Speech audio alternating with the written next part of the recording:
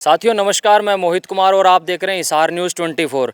साथियों आपको एक बात बता देता हूं मैं, क्या होता है कि आने वाले समय में ना धीरे धीरे जो है बुजुर्गों के प्रति लोगों का जो उसके बेटे हैं बहू हैं उनका ना थोड़ा सा मोह भंग होने लग गया है। वो काम पे निकल जाते हैं और जो उनके बूढ़े माँ बाप हैं ना वो केवल तरसते रहते हैं कि उनके बच्चे आकर के बैठेंगे उनके पास बातचीत करेंगे। कहीं ना कहीं जो पहले है ना जो प्यार प्रेम होता था बुजुर्गों के प्रति उनके बच्चों का वो अब धीरे धीरे कम हो गया है। तो ऐसे में एक भाई साहब अपने साथ वो यहाँ पर नजर आ रहे होंगे आपको फ्रेम में, इनका नाम है विकास डांडा। इन्होंने एक आश्रम खोला है वृद्धों की सेवा के लिए, वृद्ध आश्रम खोला है जिसमें महिला बुजुर्ग और पुरुष बुजुर्ग आकर के रह सकते हैं और इनको वहाँ पर इतना ही प्यार और मान सम्मान मिलेगा जिसके वो हकदार हैं।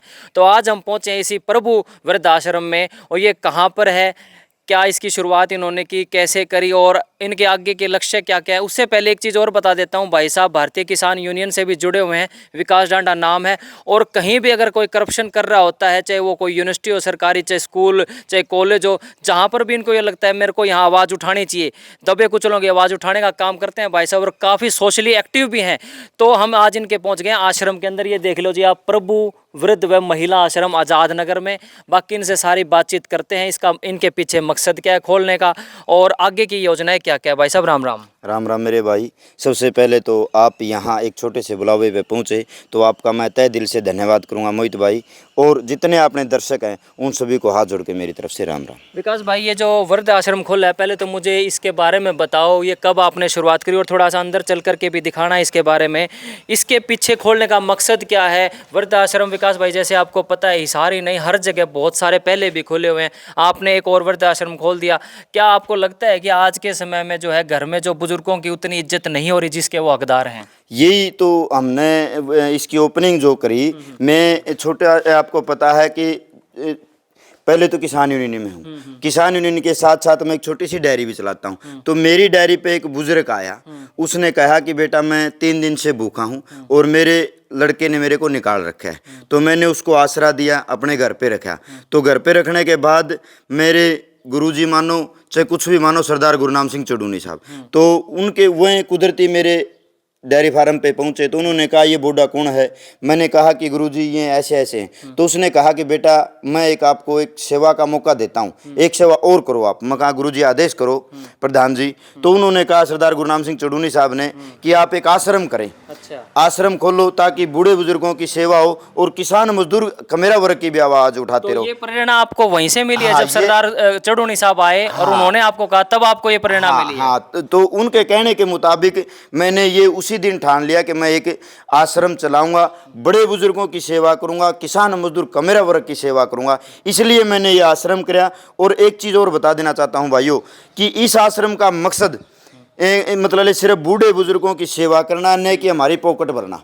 हम इसके अंदर जो आपने देखा होगा जो आश्रम और खुले हुए हैं, उन आश्रमों में क्या करते हैं, जो बुजुर्ग जो महिलाएं रहती हैं उनमें 1000 रुपये, 1500 रुपये, 500 रुपये आश्रम में पर आदमी के रहने के लिए लेते हैं। तो हमारा आश्रम के अंदर हम निःशुल्क उनको रखते हैं। हम किसी भी बूढ़ा बुजुर्ग से 10 रुपये की भी उनकी पर्ची नहीं काटते। ये बात ध्यान से सुन लो, इनका कहना है कि कई जगह पर आश्रमों के अंदर पर कैंडिडेट या जो पर बुजुर्ग है ना 1000, 1200, 1500, 2000 रुपये लिए जाते हैं, लेकिन यहाँ पर रहेगा जो भी बुजुर्ग महिला हो चाहे वृद्ध हो उससे कोई चार्जेस नहीं लिया जाएगा, निःशुल्क उसकी सेवा की जाएगी। हाँ। तो मुझे ये बताएं भाई साहब, उसका खर्चा भी होगा? आज आप अंदर दिखाते भी जाओ साथ में जो उसका रहेगा यहाँ पर। हाँ, देखो जो आप उसका उसको खर्चा, खाना भी खिलाओगे। बिल्कुल बिल्कुल, सुनो मेरी बात, लाइट की भी व्यवस्था करनी पड़ेगी। हाँ, जो यहाँ रहते हैं ना उनको हमारे पजीसा पुगा है। कोशिश हमारी ये रहती है कि हम उनको बढ़िया से बढ़िया खाना दें। हमारा डाइट जो प्लान है वो डाइट प्लान ये है कि हर मंगलवार को चूरमा बाबा हनुमान का रोट लगाते हैं। मैं वैसे भक्ति भावना भी मेरे अंदर है। हर मंगलवार को हम बाबा हनुमान का रोट और हर मंगलवार को खीर, और महीने में एक दिन हलवा यहाँ पर मिलता है। हफ्ते में एक दिन जो अपने उसको पूरी बोलते हैं, पूरी बना करके देते हैं। हर रोज़ अलग अलग सब्जी मिलती है।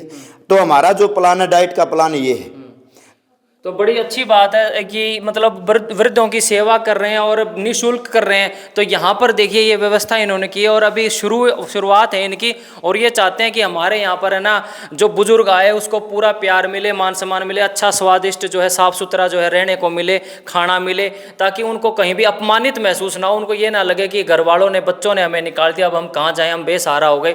ऐसा जो है ना उन्होंने निर्णय लिया है और साथ में ये डेयरी भी चलाते हैं और किसान यूनियन से तो जुड़े हुए हैं। तो भाई साहब इसके प्रति आपने बताया कि सरदार चढ़ूनी साहब से आपने प्रेरणा ली। हाँ, तो इस संस्था में आपका और सहयोग कौन कर रहा है या आप अकेले अभी इस मुहिम में जुड़े हुए हैं? नहीं, हमारे साथ सरदार गुरनाम सिंह चढ़ूनी साहब भी जुड़े हुए हैं। उसके साथ साथ में हमारी 7 सदस्य की तो कमेटी है और 21 सदस्य और हमारे साथ जुड़े हुए हैं, मेंबरशिप है जो 21 आदमी जुड़े हुए हैं। हम 21 और 7 29 आदमी टोटल हैं, 28 आदमी बैठ करके कोई फैसला लेते, न कि अकेला मैं कोई फैसला लेता। ये बड़ी अच्छी बात है। अब चलते हैं ऊपर इनके।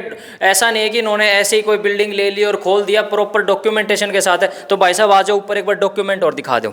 ये जो वृद्ध आश्रम है ये विकास डांडा भाई ने प्रॉपर तरीके से पक्का काम करके शुरुआत करी। इसका रजिस्ट्रेशन नंबर भी इनके पास है, बाकायदा पूरी फाइल है, डॉक्यूमेंट है। ऐसा नहीं है कि भाई बिना डॉक्यूमेंट और ऐसे ही शुरू कर दिया। 3869 इसका जो है बाकायदा नंबर है, रजिस्ट्रेशन नंबर, और ट्रस्ट डीड भी इनके पास है। अगर कोई देखना भी चाहे, कोई कह दे भाई कमेंट बॉक्स में कि यार इसने ऐसे कैसे शुरू कर दिया वृद्धाश्रम को, इसके पीछे कोई इसका गलत मकसद तो नहीं है, ऐसा जो है ये कागज़ कह देंगे, भाई कागज़ बोलते हैं। तो भाई साहब कागज़ आपने बाकायदा बनवा रखे हैं, ये आपने किराए पे ले रखी है? हाँ बिल्कुल, ये जगह किराए पे है। और मतलब शुरू में आपको पता है भाई, एक बार काम करा तो दिक्कतें तो आती हैं, लेकिन मालिक की दया से आप भाइयों का सहयोग और जनता जनार्दन सर्वप्रिय होती है। जनता जनार्दन का जो हमने सोचा था उससे भी कई गुना ज़्यादा सहयोग हमें मिल रहा है।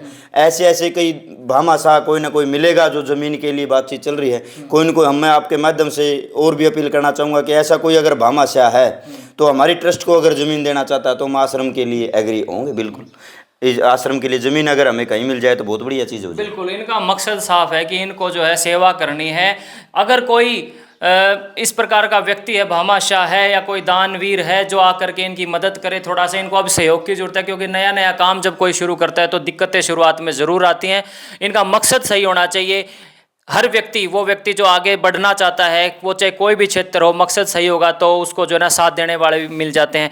तो कोई और मैसेज देना चाहते हो आप? वृद्धाश्रम आपका हमने देख लिया और शुरुआत काफ़ी अच्छी है। हम अपने चैनल की तरफ से आपको बधाई भी देते हैं विकास भाई कि आप इस मकसद में कामयाब हो जो आपकी सोच लेकर के चले हैं। इसके अलावा दर्शकों को और क्या कहना चाहोगे? भाई सबसे पहले तो आपका मैं धन्यवाद है इस बात के लिए। तो मैं एक चीज़ कहना चाहूँगा भाई, जो बड़े बुजुर्ग बैठे हैं घर में जिसके, उनकी युवा साथियों से, मेरी माताओं, मेरी बहनों से, मेरे भाइयों से एक ही प्रार्थना है कि एक बार आप अपने अंतरात्मा में जा कर के देखो, बूढ़ा उन भी होना है।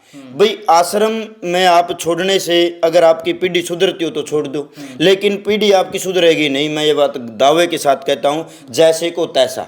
अगर आप आज अपने माता पिता को छोड़ो हो तो कल न आपको भी इसी जगह पे आना ही आना पड़ेगा। तो उनसे मेरी प्रार्थना है कि एक बार आप अपने अंतरात्मा के अंदर जा कर के देखें।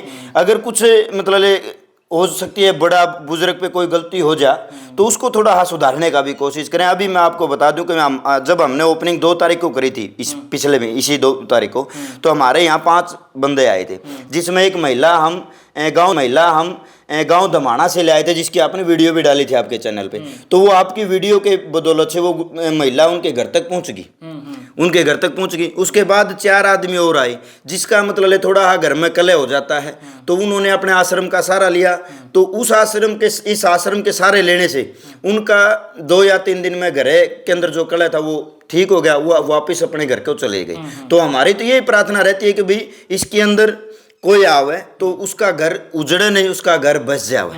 हमारी तो अंतरात्मा यही है कि आत्मा से हम जो ये काम कर रहे हैं कि भाई कोई मतलब ये नहीं सोचते कि भाई किसी के घर झगड़ा हो जाए, हमारे पास तादाद बढ़े। हम तो ये सोचा कि भाई सबके घर के अंदर शांति प्रिय रहे। हमारे यहाँ आने से अगर किसी को 1 या 2 दिन की जो लड़ाई का करवाट टल जाए, उनका घर ठीक ठाक बच जाए तो उसमें दिक्कत भी नहीं है। बहुत बड़ी बात इन्होंने कही। और ये अक्सर है ना, हर किसी के घर में इस प्रकार के माहौल बन जाते हैं भाई, ये संयोगवश कह लो या किसी भी प्रकार से हम देखते हैं कई बार है ना नहीं बनती आपस में, तो कई बार माहौल इतना गर्म हो जाता है। अगर वो थोड़ा सा अपने जगह बदल ले, स्थान बदल ले, तो वो टल जाती हैं चीज़ें। तो इस मकसद से ये विकास भाई ने, ऐसा नहीं है कि केवल यहाँ पर है ना ये इनका यही मकसद हो कि भाई इसको भरना है और यहाँ पर इकट्ठे करने, ऐसा कुछ नहीं है।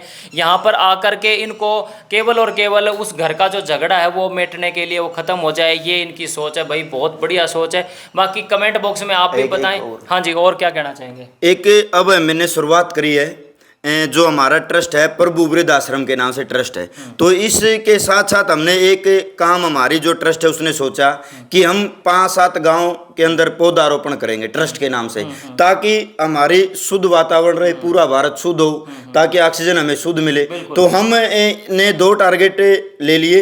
एक तो टारगेट होगा वृद्ध आश्रम का, दूसरा टारगेट है हमारा अब पौधारोपण का। ट्रस्ट के नाम से हम 5-7-10 गाँव के अंदर जाएंगे, वहाँ पौधारोपण भी करेंगे।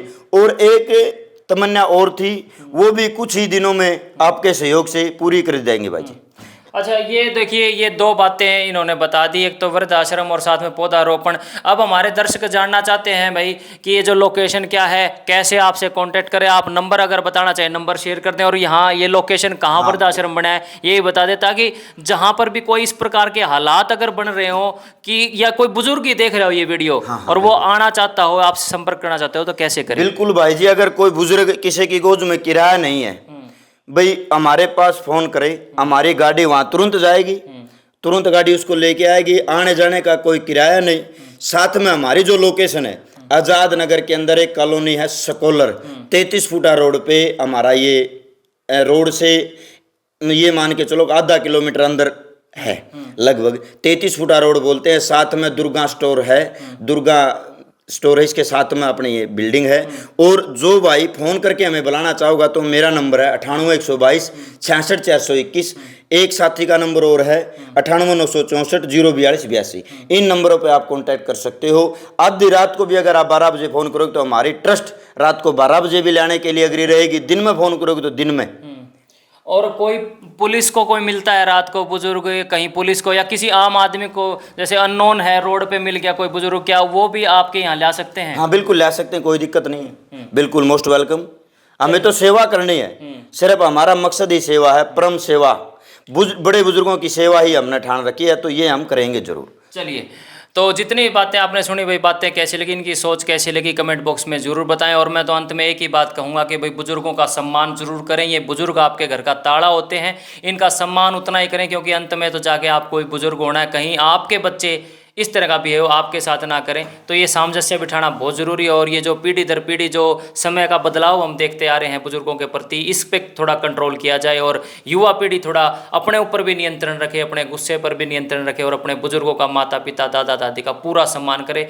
इसी नोट के साथ इस वीडियो को अंत करते हैं, एंड करते हैं। बहुत बहुत धन्यवाद।